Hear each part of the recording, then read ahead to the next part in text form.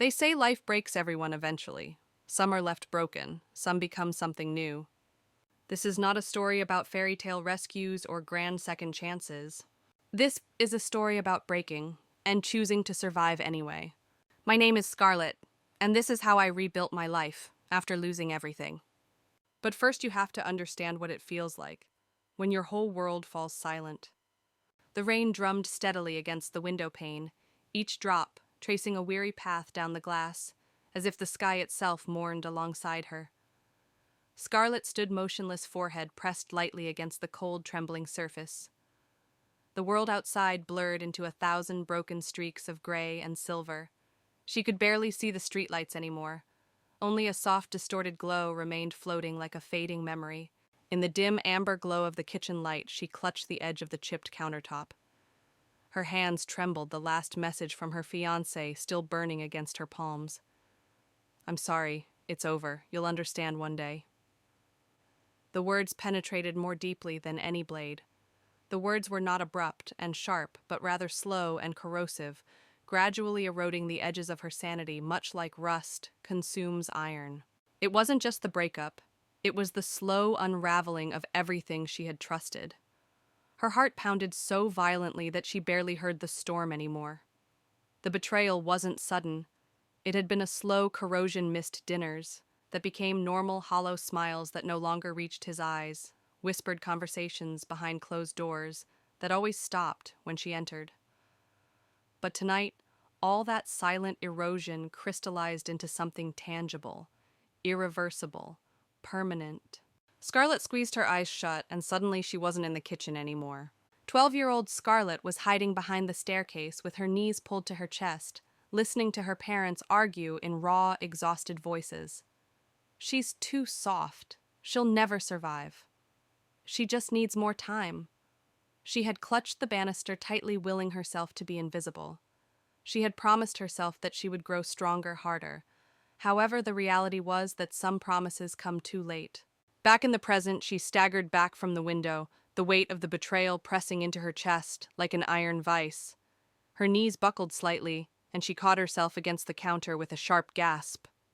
On the battered kitchen table lay their framed engagement photo, face down, its glass spider-webbed with cracks. Their once promising smiles now bore fractures, twists, and distortions. Scarlet picked it up with trembling fingers. For a moment she thought about fixing it, smoothing out the broken glass, taping the shards together. Pretending. But then with a trembling exhale, she let it fall. The frame hit the floor with a dull, broken thud. The sound echoed through the hollow spaces of the house, bouncing off walls stripped of laughter and ricocheting into the dark corners where dreams once lived. The air grew heavier. Scarlet slid down to the floor, her back against the cold cabinet. Her fingers curled into fists, nails biting into her palms. Tears welled up, but she blinked them back fiercely. No, not yet. She listened instead to the silence. The oppressive silence echoed louder than any external thunder. Somewhere deep inside, something cracked. She split, not shattered all at once, but experienced a slow seismic shift that fundamentally altered her identity. Maybe survival wasn't about fighting. Maybe it was about enduring the quiet after the storm. Scarlet sat there for what felt like hours, the broken photo lying beside her, the storm outside raging the storm, inside finally settling into a terrifying calm. Tonight, everything she knew had ended. And tomorrow, for better or worse, something new would begin. But tonight was for mourning. Scarlet wrapped her arms around herself, a makeshift armor against the vast, uncaring world outside. And for the first time in her life, she let herself break. Silently, completely, and without apology. Scarlet moved through the house like a drifting ghost, barefoot on the cold, creaking wooden floors. Each step echoed louder than it should have, reverberating through the empty halls that once cradled laughter, whispered secrets and promises. Now they only whispered, "You lost everything." The living room served as a museum, showcasing a life that ended abruptly. The couch still sagged where he used to nap, a shallow imprint worn into the fabric by countless lazy afternoons. His coffee mug, the one with the faint chip on the rim, sat abandoned on the side table, a brown ring permanently staining the wood underneath. The television remote lay untouched. A sweater hung limply on the back of a chair. A lone shoe lay by the door, its mate missing, resembling a story left unfinished. Scarlet's fingers brushed the side of the couch where his arm used to drape casually, thoughtlessly. Her hand trembled slightly at the contact, at the flood of memories it unleashed. 2 years earlier, Scarlet and he sprawled on this very floor, wedding magazines scattered around them like confetti. She'd been laughing so hard her stomach hurt. He had tapped her ring finger playfully and whispered, "I'll never leave you, not even if you beg me to." Scarlet had believed him. Of course she had. The memory was a cruel echo now. Scarlet crossed the room slowly, her bare feet brushing against forgotten receipts, a crumpled grocery list, and a ticket stub from a movie she couldn't even remember watching. She believed they were co-creating a life with these tiny remnants. She picked up the coffee mug absent-mindedly. She fixed her gaze on the faint lipstick mark that remained visible beside the rim her own. They used to joke about how she always stole his coffee, leaving behind traces he claimed to treasure. Now the sight of it twisted her stomach. Her fingers tightened involuntarily around the mug. The ceramic was slick with old coffee residue, but she didn't let go. Her knuckles whitened. And then the mug slipped. It shattered against the wooden floor, the sharp crack ricocheting through the house like a gunshot. Scarlet flinched as if struck, her breath hitching, her eyes wide with something deeper than sorrow. It wasn't just a cup. It was mornings, spent wrapped in shared blankets, arguing playfully over who improved coffee. It was quiet Sunday afternoons, curled up together with no words needed. It was all the tiny invisible threads that had stitched their lives into a fragile tapestry. And now it lay in shards at her feet. The house fell into a heavier silence, one that settled into her bones. Scarlet knelt slowly, gathering the shards with shaking hands. A small cut opened on her palm, a bead of blood blooming bright against her skin. She stared at it for a long moment, mesmerized. The body betrayed pain, fragility, and life despite the death of everything within. Carefully, methodically, she picked up every piece. She put them in the trash, not because she cared about the mess, but to keep her hands busy. As she rose, her gaze swept the room again. It was a graveyard of silent goodbyes. Every object was a farewell she hadn't wanted to say. Every shadow held a memory she couldn't resurrect. For a moment, she considered screaming. She allowed the pain to drain from her, causing the walls to crack and the ceiling to crumble beneath its weight. But no sound came. Grief had hollowed her out too deeply for noise. Instead, Scarlet stood still among the ruins of her former life, the blood drying on her palm, the storm outside pressing against the windows. And in that unbearable silence, she made her first silent promise to herself. She would not rebuild what had broken. She would build something new. Even if it meant doing so with broken hands and a wounded heart, she would persevere. Time dissolved into a slow, aching blur. Scarlet sat motionless on the kitchen floor, her back pressed against the cabinets, the broken photo frame and the shards of the shattered mug scattered around her like remnants of a forgotten battle. The storm outside raged on, but inside it was even louder. The clock on the wall ticked mercilessly. Each second sliced through the thick air, carving her existence into tiny, meaningless fragments. Tick. I'm still breathing. Tick. I'm still bleeding. Scarlet stared at her palms, at the faint trace of blood drying in thin, stinging lines across her skin. Pain tethered her to reality, but it didn't make her feel alive. No, she felt as if she had already died, some vital, luminous part of her extinguished without ceremony, without anyone noticing. She curled her knees to her chest, wrapping her arms around herself, making her body as small as possible. It wasn't for comfort. It was instinct, the way a wounded animal retreats into itself. 6-year-old Scarlet sat alone on the curb in front of the elementary school, tiny hands clutching the straps of her backpack. One by one, the other children had been swept away by warm cars and by parents with open arms and voices full of affection. But Scarlet remained waiting and waiting. The sun dipped lower shadows stretching across the pavement. No one came. Her mother had forgotten. Again. Work, traffic, life. She wasn't relevant enough to remember. The memory gripped her chest tightly. It wasn't just her fiancé who left her. Abandonment was a melody she had learned by heart, a song she had been singing since she was old enough to hope. Scarlet pressed her forehead against her knees, her breath coming in shallow, uneven gasps. Around her, the house groaned with the storm's assault. Windows rattled. Distant thunder rumbled like a beast pacing just beyond sight. But the true storm was inside. Loneliness had mass. Now it sat on her chest, making each breath a laborious act of rebellion. For a moment, she imagined simply stopping. She envisioned ending the struggle. She imagined letting herself dissolve into the silence, becoming just another shadow in a house already filled with ghosts. She wouldn't have to feel the weight of the broken promises. She wouldn't have to bear the weight of memories that cut deeper than any blade. But something stubborn and small sparked inside her. A flicker. It wasn't hope, at least not yet. The flicker was more akin to defiance than hope. The same stubborn thread kept a 6-year-old girl sitting patiently on a curb long after the last car had left, believing foolishly beautifully that someone would come for her. Scarlet uncurled herself slowly, painfully. Her body ached from the cold floor from the hours spent frozen in grief. She stretched her legs out stiffly, wincing as pins and needles prickled up her calves. She was still here. She was broken, bleeding, and barely breathing. But here. And for tonight, for this small, sacred moment, survival was enough. Scarlet leaned her head back against the cabinets, staring up at the cracked ceiling, tracing invisible constellations in the spider-webbed paint.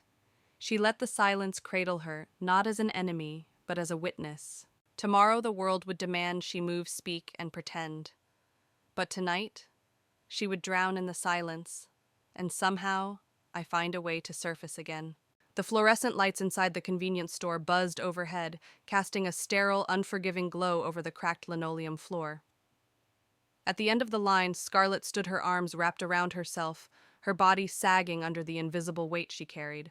Her fingers fumbled over the last crumpled bills she had managed to scrape together $7.32. Enough for... What could it be enough for a loaf of bread? Perhaps a can of soup would suffice. Should she forego the bus fare, she might consider grabbing a bottle of water. Scarlet stared at the small pile of items she had placed on the conveyor belt, a silent testament to how far she had fallen. The cashier didn't look up. To him, she was just another face, another burden shuffled through the endless monotony of survival. The scanner beeped, once, twice. Each sound felt like a siren screaming her humiliation to the world. Scarlet dropped her gaze to the cracked floor tiles, pretending not to notice the customers behind her, shifting impatiently, their size sharp enough to draw blood. Maybe they pitied her. Maybe they judged her. It didn't matter. Shame was tasted now, metallic, bitter, permanent. 3 years earlier, Scarlet and her fiancé sat cross-legged on their tiny living room floor, papers and notebooks strewn around them. They were making plans for the future. They were preparing budgets for their first house. They sketched out vacation ideas in bright ink. "We'll never have to worry about money," he had said, his voice warm and lazy as he slung an arm around her shoulders. She had laughed, heart full and foolish, believing in every word. The beep of the scanner yanked her back to the present. The total flashed in furious red numbers on the register screen. Scarlet handed over her crumpled bills without a word, watching the cashier count them with a mechanical indifference that somehow hurt more than cruelty. He bagged her items, a plastic bag so light it barely weighed anything in her hand, and yet it seemed to drag her entire body downward. Scarlet stepped out into the night, the plastic handles cutting into her fingers, the cold biting at her exposed skin. The city around her pulsed with neon and noise, but she moved through it like a ghost, unseen and untouched. She passed shuttered stores, flickering signs, and alleys that smelled of wet asphalt and stale dreams. Every step reminded her no home, no job, no plan, just hunger. The hollow gnawing in her stomach was accompanied by a deeper, more dangerous hunger within her chest. She yearns for something substantial, something of hers. No one could abandon or betray it. Scarlet found a bench beneath a flickering street lamp and collapsed onto it, the cold metal seeping through her thin coat. She pulled the plastic bag onto her lap and stared at it blankly. Bread, soup, water. Survival relied on such basic, harsh calculations. She tore off a piece of bread, eating mechanically, not tasting it. It wasn't about flavor. It was about not letting the hunger consume her completely. Above her, the city lights blurred into streaks of wet gold and electric blue. Cars hissed past. Somewhere, a distant siren wailed. The world moved on, indifferent. Scarlet swallowed another bite, feeling it stick painfully in her dry throat. She remembered another hunger, not for food, but for love, for safety. She yearned for the fulfillment of promises, and she realized with a clarity so sharp it felt like a blade, no one else could ever satisfy those hungers. Not anymore. Scarlet wiped her mouth with the sleeve of her coat, stood up on shaky legs, and threw the empty plastic bag into the nearest trash can. Her belly wasn't full, her heart remained unhealed, but she was still standing, and for tonight that counted as victory. The morning light was thin and hesitant as it filtered through the cracked window of the shelter. Scarlet stirred on the threadbare mattress, the stiff fabric scraping against her skin. She blinked against the dusty brightness, the world swimming into focus, slowly, painfully. Above her, the ceiling bore water stains that branched out like rivers on a broken map, a silent testament to years of neglect. Scarlet's body ached in every joint, every muscle stiff from the cold, and nights spent curled defensively against an indifferent world. But she was awake, and that meant something. She sat up slowly, careful not to jostle the thin blanket wrapped around her shoulders. Across the room, the other women slept in scattered clumps, their faces turned inward, clutching invisible things. Pain. Hope. The memories were too burdensome to bear during the day. Scarlet pulled her knees up to her chest and rested her chin atop them, feeling the steady, fragile beat of her heart against her ribs. Somewhere deep under the rubble of grief and hunger, a decision had taken root. It wasn't a grand revelation. It wasn't a roaring battle cry. It was something smaller, quieter.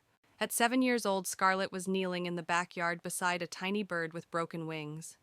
She had wept, begged the sky, and pleaded with the earth to save it. Her father had crouched beside her, large hands awkward on his knees. "Some things you can't fix, baby, but that doesn't mean you leave them to die."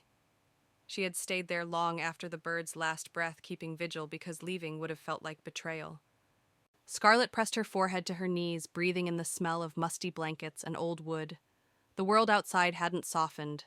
The rain hadn't stopped. No one was coming to save her. And yet, she was still here. Scarlet swung her legs over the side of the mattress, her bare feet touching the cold concrete floor. She winced, but didn't pull back. She pressed down instead, anchoring herself to the chill, to the roughness. Across the room, a woman stirred, mumbling in her sleep. Another coughed, a dry, rasping sound. Scarlet realized with a jolt of clarity she wasn't alone in her suffering. Pain didn't isolate. It connected. It stitched invisible threads between survivors, a network of silent resilience. Scarlet stood, the blanket sliding from her shoulders and pooling at her feet. The fluorescent lights flickered overhead, and for a moment she was bathed in their harsh, indifferent glow. No grand music played. No crowd erupted into cheers. It was just her standing barefoot on cracked concrete, heart, pounding lungs, burning. But she was standing. 1 inch at a time, she crossed the room to the small, grimy sink in the corner. She turned on the tap and splashed cold water onto her face, the shock jolting her further awake. She stared into the cracked mirror above the sink. The reflection staring back was pale, hollow-eyed, and worn. But it was hers. Hers was not a fiancé's dream. It was not a disappointment to her parents. She wasn't a victim of betrayal. Scarlet. Just Scarlet. And maybe, just maybe, that was enough to start again. Somewhere deep inside her, a crack had formed in the suffocating darkness. And through that crack, the faintest sliver of light began to seep in. The diner sat wedged between a laundromat and a pawnshop, its flickering neon sign buzzing like an exhausted insect. It wasn't much, but it was where Scarlet took her first real step back into the world. The job was simple: cleaning tables, mopping floors, and refilling ketchup bottles that stuck and sputtered. The pay was $10 per hour. No contracts, no promises, just work. The work was raw and thankless. Scarlet wrapped her fingers around the mop handle, her skin raw and chafed from cheap soap and endless scrubbing. Her hands, once manicured and delicate, now bore calluses and cracks.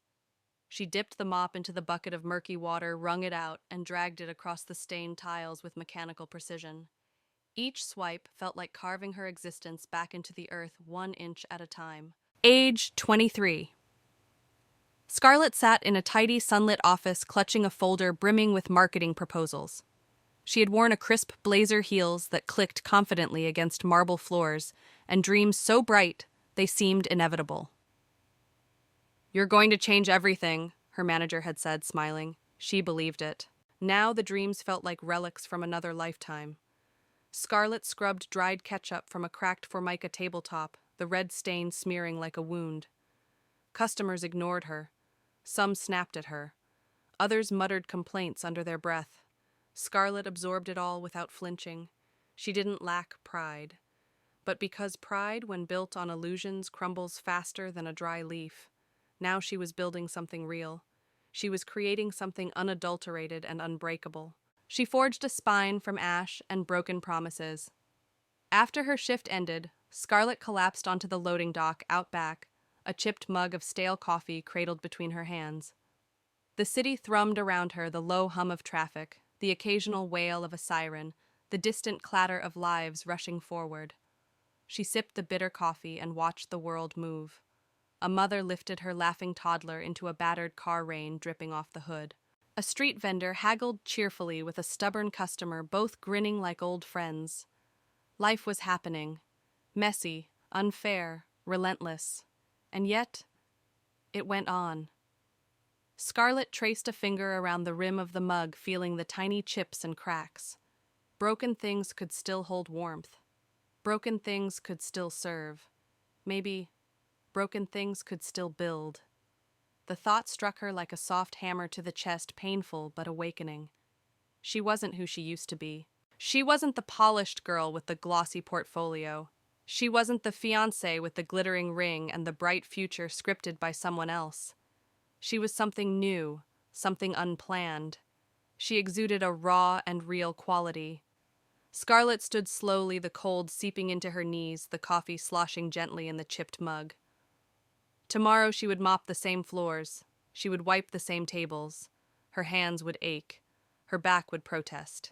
But each drop of sweat, each bruise, and each scrape would be hers. Earned. Scarlet lifted the mug in a quiet salute to the city before draining the last bitter mouthful. She placed the mug gently beside her and stepped back inside the diner, the door creaking closed behind her.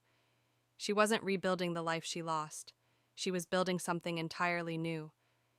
Even with her hands broken, she persevered. It wasn't much. After a long shift, the grizzled cook rewarded me with a pat on the back. An extra $1 slipped into the tip jar by a teenager who whispered, "Thanks, miss," after Scarlet refilled his coffee without being asked. A woman in a rumpled suit smiled after spending her lunch break, staring blankly at a tablet fighting unseen battles. Her life was filled with tiny, flickering moments. The vast, bruised sky of her life held small stars. Scarlet gathered them carefully, reverently, like a child collecting fallen leaves. They were fragile, imperfect, and beautiful in their defiance of the darkness. Each shift at the diner was a grind, sticky floors, endless coffee pots, greasy counters. But layered between the grime and fatigue were these glimmers of something Scarlet hadn't felt in a long time. Recognition, gratitude, humanity. 10 years earlier, Scarlet, barely out of high school, perched cross-legged on the floor of her first apartment. No furniture. There was no safety net in place. There was just a mattress on the ground, a pot of instant noodles steaming in the corner, and a cheap lamp casting warm light over a battered notebook.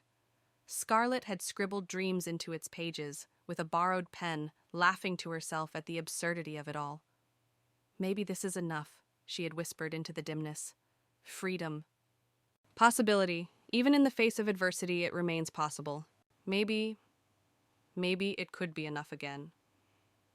Scarlet wiped down the counter for the third time, her hands moving without thought, her body exhausted, but her spirit different.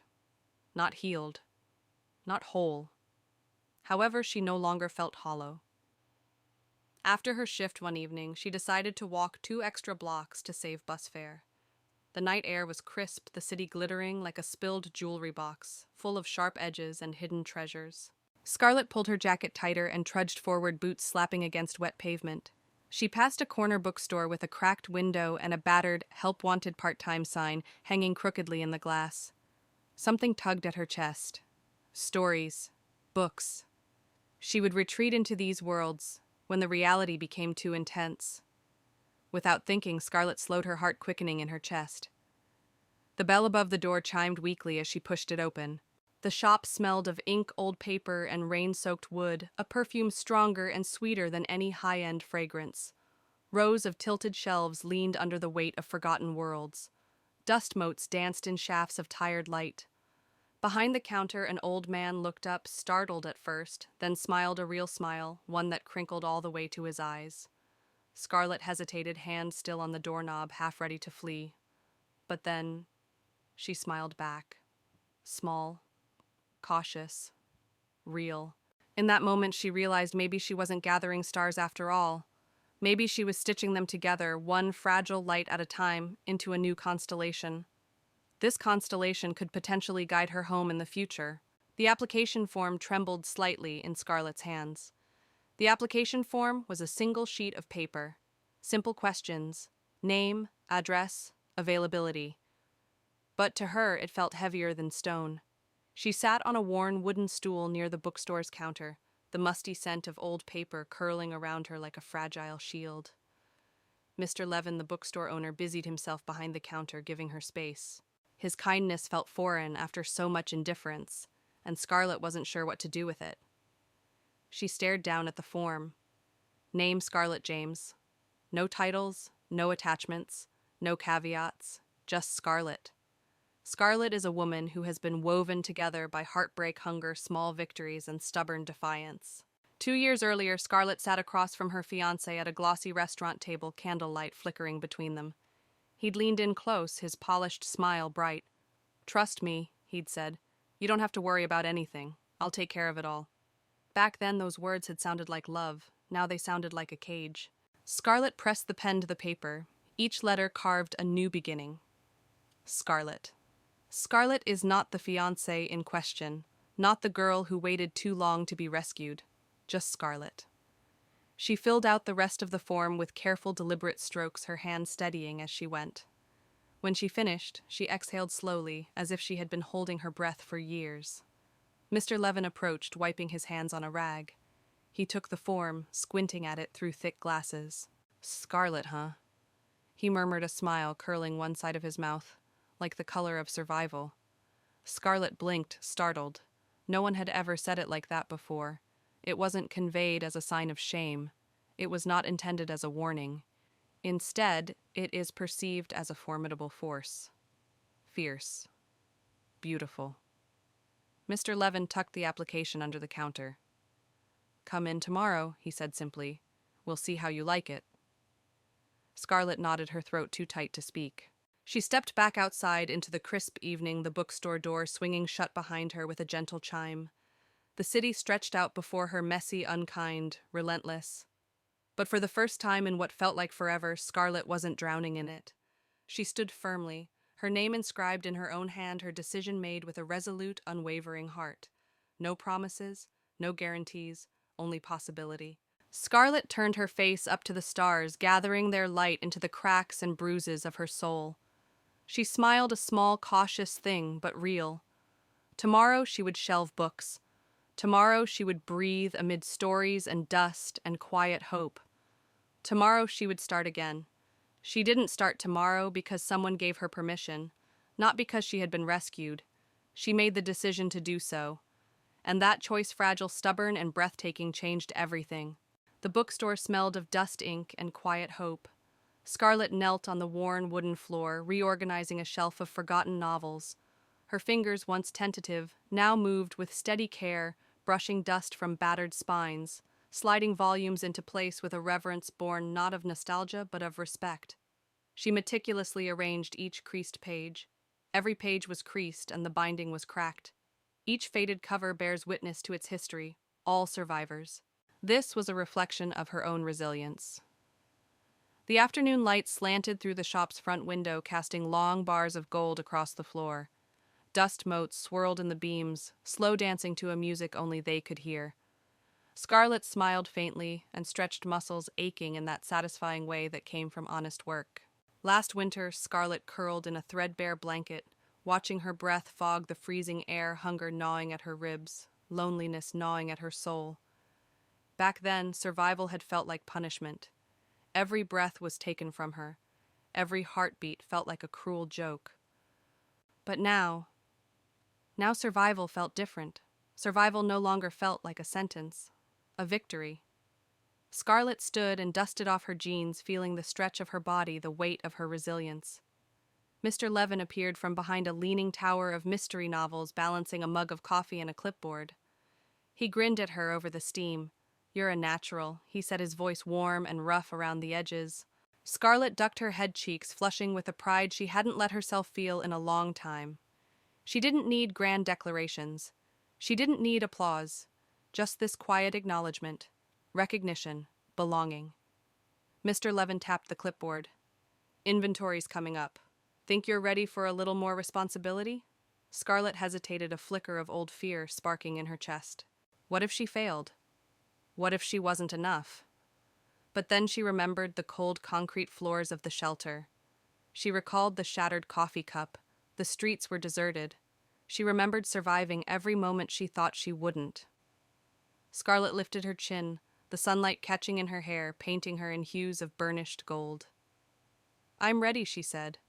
And she meant it. Mr. Levin nodded as if he'd never doubted it. Scarlet turned back to the shelves, sliding another battered novel into place. Outside, the city churned on messy, loud, beautiful. But inside the bookstore, time moved differently, stitched together by the turning of pages, the creak of old wood, and the breath between sentences. Scarlet breathed deeply, feeling the weight of the air in her lungs and the steady beat of her heart. She remained fractured in various areas. She was still mending seams torn wide by betrayal and loss. But survival had color now. The color of survival was no longer the dark, shrouded grays of mere existence, but the fierce, vibrant scarlet of life was reclaimed. Scarlet smiled a real smile and reached for another book. Outside, the rain had stopped. The streets shimmered under the returning sun, washed clean, waiting. They tried to break me. The storms, the betrayals, the loneliness, and for a time they did. But from the cracks, the light found its way back in. Today I don't carry the weight of what I've lost. I carry the color of what I've survived. Scarlet, fierce, unfinished, alive.